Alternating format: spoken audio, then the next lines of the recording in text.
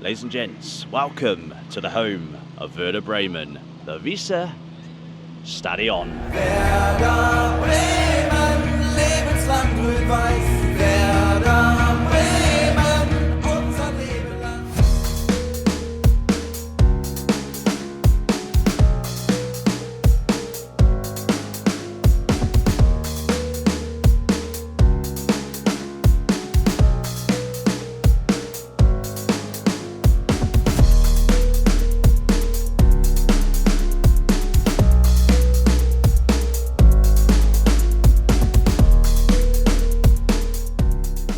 Right then, ladies and gents, of course, everything looks better in the sun, but you've got the stadium, the Stadion, right there. Even though it looks swanky and modern, you've got those modern take, or that modern take, should I say, on floodlights, which are old school and traditional. It's not just a lovely looking stadium, because of course, people are walking their dogs along this river. I think, yes, a river, just had to double check. It's a lovely, lovely setting.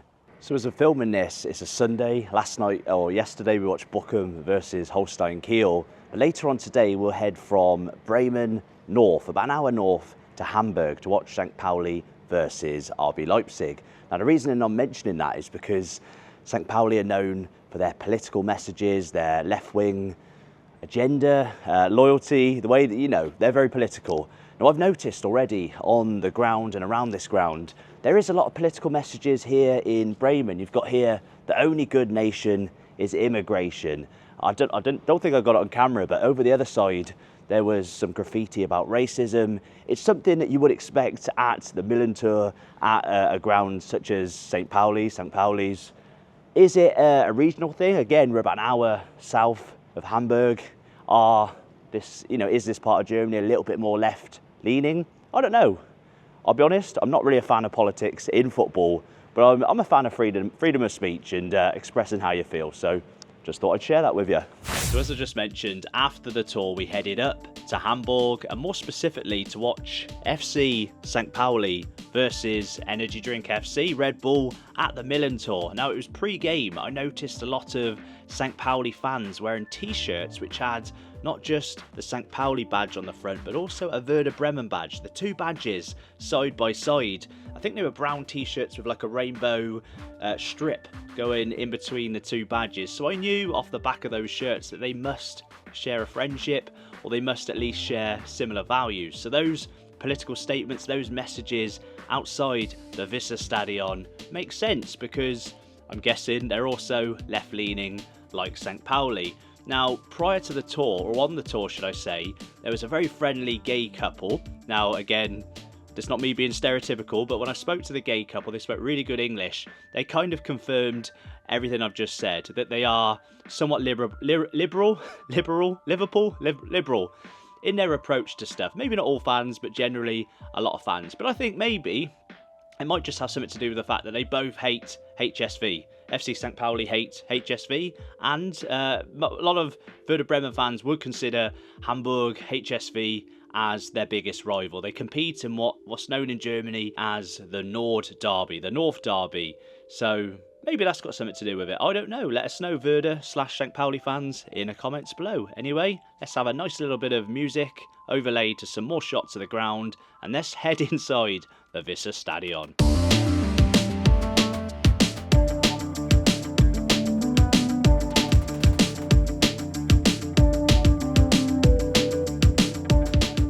Here he is, hungover, my mate. Not hungover. Oh no, not hungover. Don't. Dead. If your missus is watching this, you're not hungover. Mate, first impressions of this ground? Big, nice, Yeah. different again. Unique, quirky. Floodlights are class. They are. Like just look at that. So onto the stadium tour we go. It starts off in the away changing room. Now, the day before we did the stadium tour, Werder Bremen had literally just been battered by Bayern Munich. They lost 5-0 at home, and as you can see in the away changing room, 0 fucks were given by the Bayern players. I think Harry Kane must be the culprit. You know what us English are like, very messy. You can see the changing room is in a bit of a tip, so I was quite surprised that they allowed us in there as part of the tour, especially at the start.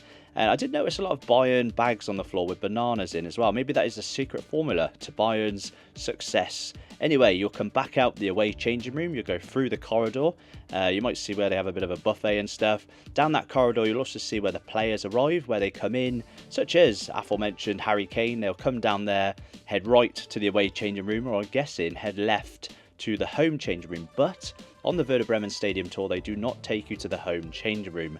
Now we did, that isn't the only club which does this. We went to the Mönchengladbach Stadium tour, Borussia Park, and they too, I think they said you couldn't go in the home changing room because it's used by the youth team, or there was some excuse. Anyway, we go to the press conference room. The kids love it, and me and Todd bloody love it too. We were up there getting our picture taken, as should you do if you do a stadium tour of this kind. We then went to the interview area. You'll recognise this area like post-match where the players and manager would do interviews and stuff. Then you'll go weirdly into a room with leftover buffet food from the night before. It does feel like one massive party happened after the Bayern game. Maybe the Bremen players and staff were like, stuff it, we've lost, let's just get drunk and have a lot of food. I'm not sure if this is the ref's room. There's some instructions like timings and stuff on the wall. They did offer us some of the sausage and pasta, but we were still a little bit fragile from the Bochum beer the day before, so we moved on to everyone's favourite bit, and that's walking down the tunnel. Now, Werder Bremen have played here at the Weserstadion, hopefully I'm saying that right, all the way back to 1902. We'll get on to their founding and all the history of the club when we get to their museum, or the WUSEUM as they call it. But as you can see, as you come down the tunnel, on the tunnel there's Moin. Now, you might have seen this quite a bit up north. It basically means hello. It is used more in the northern regions of Germany, apparently. You'll see it again when we go to the arch rivals, when we do a bit of a HSV Stadion tour next week on the channel. So, by the way, if you're not subscribed, make sure you are subscribed. So we've got loads of German stadium tours, match days and stuff coming up on Rise Football Paradise. Anyway, you've heard me waffle enough. So let's head to me again and my friend Todd and hear us waffle some more. Wow, thoroughly impressed. I think internally it does bear some resemblance to the Mönchengladbach Stadium, Borussia Park. Obviously that's to do with the green colour scheme. But yeah, really like it. Again, it's really weird for us English, British people to see terracing. Although the ultra section here, it's safe standing, I think. There are seats. So maybe it isn't too different. In the away end though, over there, you've got the old school terracing that obviously we're no longer allowed or haven't been for over 30 years. But here you have an even better glimpse of those floodlights. Very unique to this stadium. Really impressed, loving it.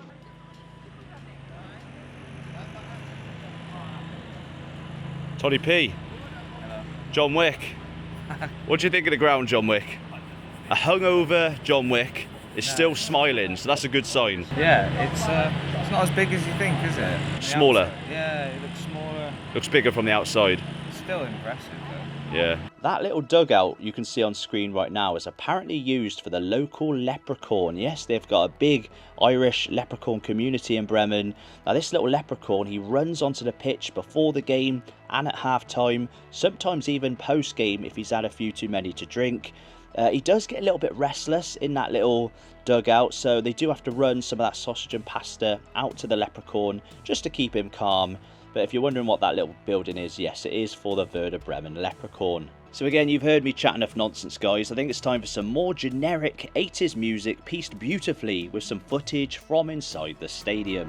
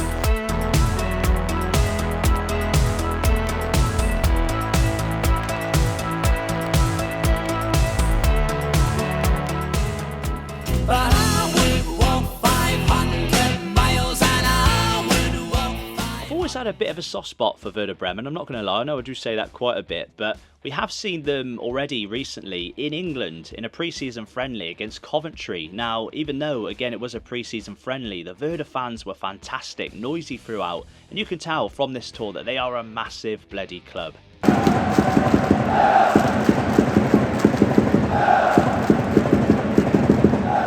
Anyway, the tour finishes up at the WUSEUM, where you'll learn more about Werder Bremen's history. Now I'm going to list off some of their history while shots of the WUSEUM are playing, so here we go.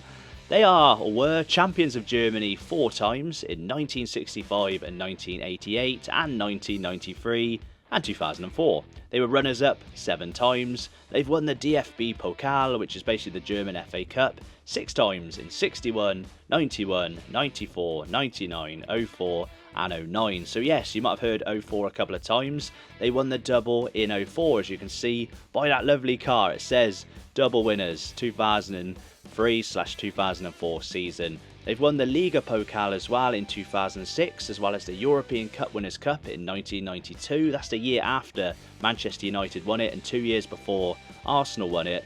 We spoke about Hamburg earlier. Well, most Werder fans would consider them as their biggest rival. As I said again earlier on, they call it the Nord Derby, the North Derby. Not only are they kind of rivals in terms of football, but the actual areas of Bremen and Hamburg have kind of had some rivalry geographically over the years anyway. I suppose it's a little bit like Lancashire and Yorkshire maybe, I don't know. But Werder are one of the founding members of the German Football Association, the DFB, in 1900. They were only founded 1 year prior to that in 1899, when a group of 16-year-old students won a football in a tug-of-war tournament. I always find this part of making these videos, when we learn about the club's history, really interesting, because obviously most clubs, big clubs like Werder Bremen, come from such humble beginnings. You can just imagine 16-year-old kids winning a football, and I know football's now a common, like to win a football was a big thing all the way back in 1899, so I'm sure they were well chuffed with that. If they could get on a time machine and speed forward to, what is it now, 2024, I'm sure they'd be shocked to see how far that club's come. Ticket office. Right, whilst no one's around, mate. Again, we're trying to find Todd, his German club, and he might sound somewhat hypocritical because he's wearing a lovely Werder Bremen shirt, mate. But 8 out of 10 for the stadium, the actual look, the aesthetics. Yeah. What do you say? What did I say? 8 out of 10? No, you just made that up then. But Yeah, fuck knows. I'll say 8 out of 10. I think lastly we need to mention as well that Werder, if my translation is correct, kind of translates to like river peninsula, and that kind of is a nod again to when they began. Their original pitch was kind of like on the side of a river, like a riverbed, I think. Hopefully I've got that right. Again, make any corrections or mistakes I've made, correct me in the comments below. But ladies and gents, I absolutely love this tour. I love every tour, whether that's in Germany, England or wherever. So if you are in the area, in Bremen, check out the Weserstadion. And ladies and gents, we will be back for a match. I've spoke to some Werder fans again on Instagram and so on. I really do appreciate you guys reaching out to me on Instagram in the comments or whatever, with helping me obtain tickets and stuff, because it's not easy. Bundesliga and Zweite Bundesliga football is really popular. Tickets are hot property, so I really do appreciate all of you that have helped me out and helped the channel out. I'm doing this to bring eyeballs from Britain to the German game. I really feel like the Bundesliga, Zweite Bundesliga, Dritte Liga and so on, I really feel like German football, as much as, you know, Germany is a huge country, I do feel like, especially over this way in Britain, a lot of people are a little bit ignorant towards German football. They call it like a farmers league and say the standard isn't great, but there's so many great things in Germany, in German football, that I think overseas viewers can enjoy. Not just the fan involvement, fan support, the atmosphere and so on. The clubs, their history, it's incredible. There's so much, there's so many bumps in the road for a lot of these Bundesliga clubs to get to where they are today. So it's an absolute pleasure making videos like this. And if you've enjoyed it, guys, make sure you do tap the like button. We are going to be back on the 18th, 19th and 20th of October. Christ, that's almost 2 weeks away. Bring it on. Come on.